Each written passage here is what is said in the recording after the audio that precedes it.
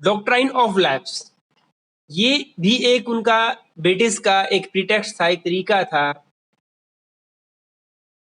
Territories को हथियाने का बिना किसी युद्ध के।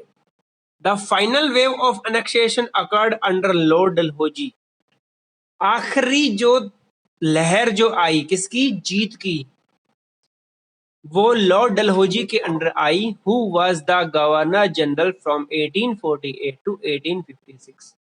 1848 से 1856 के बीच में लॉर्ड डलहौजी भारत का गवर्नर जनरल था और उसके शासनकाल में आखिरी मतलब आंधी कह सकते हो किसकी, अनेक्सेशन की, जीत की। मतलब इस काल में बहुत ज्यादा टेरिटरीज को हथियाया गया धोखे से। कब, 1848 से 1856 के बीच में। The chief instrument of Dalhousie's policy of annexation was the doctrine of lapse. Chief instruments, मुख्य जो हथियार था डलहौजी की पॉलिसी का, वो था डॉक्ट्राइन ऑफ लैप्स। इस लैप्स की नीति के द्वारा उसने बहुत सारी टेरिटरीज को अपने कब्जे में किया। क्या थी ये? अकॉर्डिंग टू दिस डॉक्ट्राइन, इस नीति के according, if the ruler is a protected और dependent state, ruler of a protected और डिपेंडेंट स्टेट, ध्यान से सुनना, एक शासक जो एक प्रोटेक्टेड स्टेट का है या फिर डिपेंडेंट स्टेट का है, किसका, ब्रिटिश का, ब्रिटिश के द्वारा क्या है वो प्रोटेक्टेड है। ब्रिटिश ने ये संधि करके कह रखा है कि अगर कोई आउटसाइडर आप पे अटैक करेगा तो हम आपको सुरक्षा देंगे। या डिपेंडेंट स्टेट है, पेंशनर बना रखा है, died without a natural heir, natural का मतलब प्राकृतिक, हायर का मतलब क्या होता है, उत्तराधिकारी, नेचुरल हायर का मतलब हो गया प्राकृतिक उत्तराधिकारी, मींस उसका रियल बेटा होना चाहिए। अगर नहीं है, his state would automatically lapse और पास टू द ब्रिटिश कंपनी। समझ में आई? डॉक्ट्राइन ऑफ लैप्स क्या कहती है कि अगर कोई भी स्टेट जो क्या है, प्रोटेक्टेड है और डिपेंडेंट स्टेट है ब्रिटिश का, उसका राजा अगर मर जाता है और उसकी खुद की कोई वास्तविक संतान नहीं है, तो ऑटोमेटिकली वो स्टेट जो है वो कंपनी के अंदर चला जाएगा, ब्रिटिश गवर्नमेंट के अंदर चला जाएगा। समझ में आया? ये था डॉक्ट्राइन ऑफ लैप्स।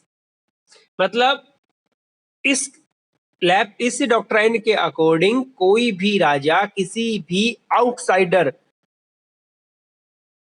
बच्चे को अडॉप्ट नहीं कर सकता था। अगर अडॉप्ट भी करता है तो वो उसे राजा घोषित नहीं कर सकता था, अपना सक्सेसर घोषित डिक्लेयर नहीं कर सकता था, और उसके लिए भी उसे अनुमति, अगर वो अडॉप्ट कर रहा है तो उसके लिए भी अनुमति लेनी पड़ेगी उसको, किसकी, कंपनी ऑफिशियल्स की। ये थी doctrine of lapse. The first victim of this doctrine of Dalhousie व सतारा 1848। पहला जो शिकार हुआ इस डॉक्ट्राइन की, इसकी डलहौजी की डॉक्ट्राइन ऑफ लैप्स का, वो था सतारा 1848 में, फॉलोड बाय जैतपुर, सांबलपुर ये 1850 के अंदर, उदयपुर को 1852 के अंदर, नागपुर को 1853 में और झांसी को 1854 के अंदर कंपनी के अंदर, ब्रिटिश कंपनी के काल में, शासन में मिला लिया गया under the doctrine of lapse. शायद आपको ध्यान हो, आपने पढ़ा भी होगा झांसी की रानी के बारे में, कि झांसी की जो रानी थी उनके हस्बैंड जो थे वो बीमार थे, रहते थे, वो एक्सपायर हो जाते। उन्होंने दामोदर राव को, किसको, वो अडॉप्ट भी किया था, उनके खुद का बच्चा नहीं था, लेकिन इस चीज का विरोध किया किसने, अंग्रेजों ने, और उन्होंने झांसी को अपने राज्य में मिलाने की कोशिश की।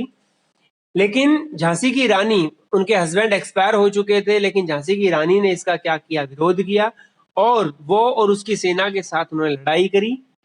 इस युद्ध में झांसी की रानी जो थी वो मारी गई थी और झांसी जो है वो अंग्रेजों के अधिकार क्षेत्र में आ गई थी। अगला जो इनका जो प्रीटेक्स्ट आता है वो आता है सब्सिडियरी अलायंस। सब्सिडियरी का मतलब सहायक, अलायंस का मतलब भी क्या होता है, संधि, मतलब सहायक संधि। As already mentioned, a number of states were forced to sign the subsidiary alliance by Lord Vaisale. Subsidiary alliance सहायक संधि जो संधि थी उसको लॉर्ड वैसाले के द्वारा जबरदस्ती लोगों पे थोपी गई और उन लोगों को ये मजबूर किया गया कि वो सब्सिडरी अलायंस पे क्या करें, साइन करें।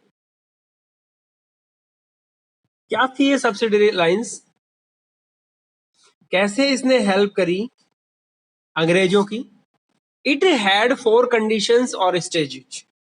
पहली क्या कंडीशन थी सब्सिडरी अलायंस की? बहुत अच्छा क्वेश्चन बनता है, देखो डॉक्ट्राइन ऑफ लैप्स भी और सब्सिडरी अलायंस भी।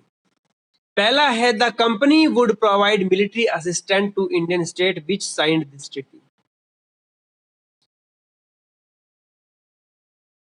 Company would provide military assistant, company जो है वो मिलिट्री असिस्टेंट, मिलिट्री सहायता, सैन्य सहायता प्रदान करेगी to the Indian state which signed this treaty.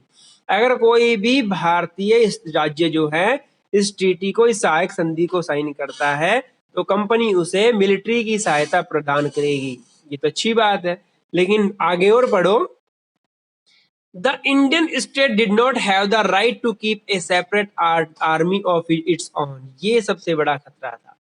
वो स्टेट जो इस ट्रीटी को साइन करता है उसके पास ये अधिकार नहीं था कि वो अलग से अपनी आर्मी रख सके।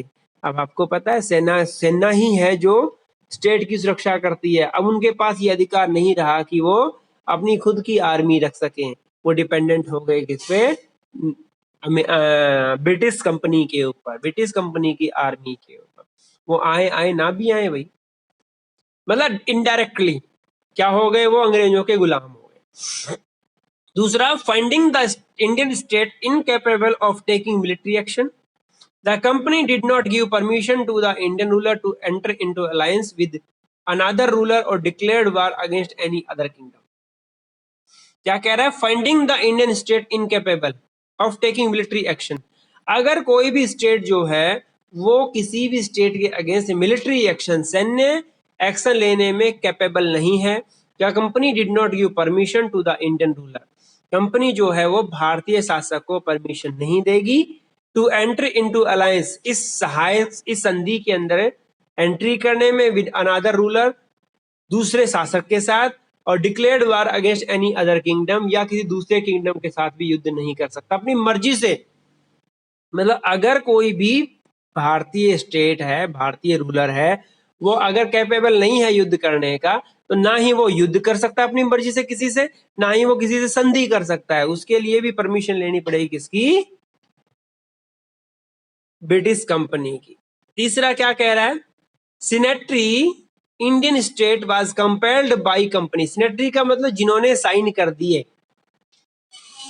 जिन्होंने सब्सिडरी अलायंस पे साइन कर दिए, वो स्टेट वाज कंपेल्ड, उनको मजबूर किया गया बाय द कंपनी के द्वारा to accept the permanent stationing of a British force within its territory, कि अगर कहीं भी जिस भी स्टेट ने सब्सिडरी अलायंस को साइन किया है उनके ऊपर ये मजबूरी थी कि वो उनके स्टेट में आर्मी, किसकी? ब्रिटिश कंपनी की जो आर्मी है उसको रखेंगे, एक टुकड़ी उसकी, एंड टू पे ए सब्सिडी फॉर इट्स मेंटेनेंस, और उसकी मेंटेनेंस के लिए पैसा भी वही लगाएंगे। मतलब सेना किसकी?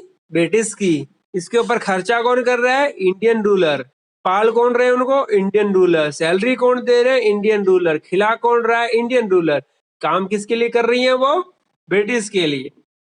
A British officer called the resident would be stationed at the ruler's court. इसके अलावा अब राजा के दरबार में अंग्रेजों के खिलाफ कोई साजिश ना रची जा सके, इसलिए उन्होंने एक चीज और कर दी कि एक ब्रिटिश ऑफिसर जिसको रेजिडेंट कहा जाता है उसका स्थायी रूप से क्या कर दिया, उसका क्या कहते हैं उसे, राजा के दरबार के अंदर उसका स्टेशनिंग कर दी, उसकी नियुक्ति कर दी कि वो परमानेंटली एक ब्रिटिश ऑफिसर उस राजा के दरबार में रहेगा ताकि राजा के दरबार में होने वाली गतिविधियों का इंडियन रूलर उनको पता लग सके। इसका मतलब ये हुआ कि आर्मी जो है वो किसकी है, ब्रिटिश कंपनी की है, लेकिन उसका खर्चा कौन उठा रहे हैं, इंडियन रूलर उठा रहे हैं। और जहां ये ब्रिटिश ऑफिसर रहा करते थे उसको कहते थे रेजिडेंसी, रेजिडेंसी कहते थे। The native ruler was compelled to cede some parts of his territory for the expenses and maintenance of the army instead of paying annual subsidy. इसके अलावा जो वहां के रूलर्स थे उनको ये कंपेल किया गया, उनको मजबूर किया गया देने में क्या, some parts of his territory for the expenses and maintenance of the army, कि आर्मी के मेंटेनेंस के लिए, आर्मी के एक्सपेंसेस के लिए वो अपने कुछ क्षेत्र जो है वो किसको दे दे, ब्रिटिश गवर्नमेंट को दे दे, ब्रिटिश कंपनी को, ताकि वो वहां से अपना रिवेन्यू कलेक्शन करेंगे और अपना खर्चा चलाएंगे। ये थी सब्सिडरी अलायंस की 4 संधियां, जिसने हिला के रख दिया पूरे देश को, क्योंकि हमारा देश छोटी छोटी रियासतों में बटा हुआ था। It was divided into many and many provinces, और एक दूसरे की टांग खींचते थे। दैट्स द रीजन वो आपस में एकजुट नहीं हो पाए, और इसी का फायदा उठाया अंग्रेजों ने और एक एक करके सबको अपने कब्जे में कर लिया। Doctrine of lapse, subsidiary alliance, doctrine of lapse लेके आए थे लॉर्ड डलहौजी, और सब्सिडरी अलायंस लेके आए थे लॉर्ड वेसाले, जिन्होंने कमर तोड़ के रख दी भारतीय पॉलिटिकल सिस्टम की, और उन्होंने सबसे ज्यादा अनेक्सेशन, सबसे ज्यादा जीत हासिल की इन दिनों के अंदर। Under the subsidiary alliance, Nizam of Hyderabad was forced to surrender Bellary and Kudappa, and the Nawab of Awadh ceded Rohilkhand and Gorakhpur to the British so that company's troops could be kept in their territories at the expenses of that state. इसके अंदर जो चौथी जो आपकी जो उसकी जो शर्तें थी, उसी के अंदर निजाम ऑफ हैदराबाद जो थे उसको उससे बेलारी और कुडप्पा नाम की जगह ली गई, नवाब अवध से रोहिलखंड और गोरखपुर की जगह ली गई, ताकि ब्रिटिश कंपनी की जो ट्रूप्स है, उनकी सैन्य टुकड़ी है, वहां पे रखी जा सके उस राजाओं के खर्चे के ऊपर। 5वां सिस्टम जो था उनका, 5वां प्रीटेक्स्ट जो था वो था on ground of miss governance. Means ये आरोप लगा दिया जाता था किसी भी स्टेट के ऊपर कि वहां का जो इंडियन रूलर है वो कैपेबल नहीं है अब वहां पे राज्य करने में, वहां पे अराजकता फैल रही है, गुंडागर्दी फैल रही है, और इस आरोप के मद्देनजर वो उसको अपने कब्जे में कर लेते थे। अवध जो स्टेट था वो इसी तरीके से कब्जे में किया गया था। Awadh was annexed in company's empire on ground of misgovernance. Awadh को कंपनी में मिला लिया गया अराजकता के आधार पर। नवाब Wajid Ali Shah was given a pension of ₹12 lakh a year. उस वक्त जो अवध के नवाब थे वाजिद अली शाह, उनको 12 लाख रुपए पेंशन हर साल के दिए जाते थे, और उनको कलकत्ता भेज दिया गया कि वहां पे रहो। This caused great discontentment among the people of Awadh, और इस कारण से अवध के लोगों के बीच में एक अविश्वास फैल गया। The Begum of Awadh and the disbanded soldier later took an active part in uprising of 1857. 1857 का जो रिवोल्ट हुआ था उसमें अवध की बेगम और उनके जो डिसबैंडेड सोल्जर, जो उनके डिसबैंडेड मीन्स उनके जो क्या कहते हैं उसे, जो देशभक्त जो मतलब सोल्जर्स थे, उन्होंने एक्टिव पार्टिसिपेट किया किसके अंदर, 1857 की क्रांति के अंदर। ठीक है, summary of the lesson. Portuguese, Dutch, British, French established their company in India for purpose of trade. सबसे पहले हमारे देश में जो आए थे वो पुर्तगालीज आए थे, डच आए थे हॉलैंड से, ब्रिटिश आए थे और फ्रेंच आए थे। क्यों आए थे? सिर्फ और सिर्फ यहाँ पे ट्रेडिंग करने के लिए। ब्रिटिश ईस्ट इंडिया कंपनी जो थी वो 1600 के अंदर एस्टेब्लिश की गई by the charter of queen Elizabeth of Britain.